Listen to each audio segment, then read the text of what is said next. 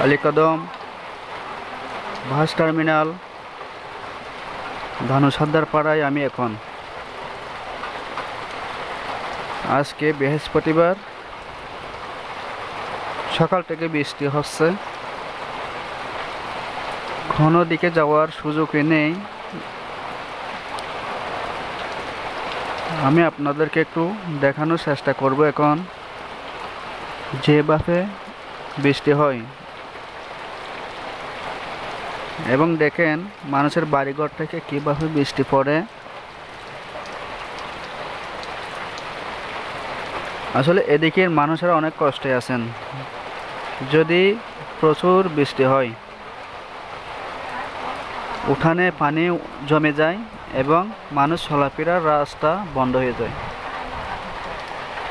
এটা আসলে মানুষের দোষ না, দোষটা হলো সব কপালের দোষ। আল্লাহ যা করেন ভালোই করেন মানুষের জন্য। এখন একটু হালকা বাতাস হয়। আসলে অনেক প্রচুর বৃষ্টি, যেমন বাতাস তেমন বৃষ্টি ভয়াবহ। যদি একটা গাছ ভেঙে পড়ে যায় তাহলে মানুষের ক্ষয়ক্ষতি এবং ঘরবাড়ি নষ্ট হয়ে যাবে। সবাই একটু দোয়া করবেন এবং লাইক শেয়ার করবেন। ধন্যবাদ সবাইকে, ভালো থাকবেন।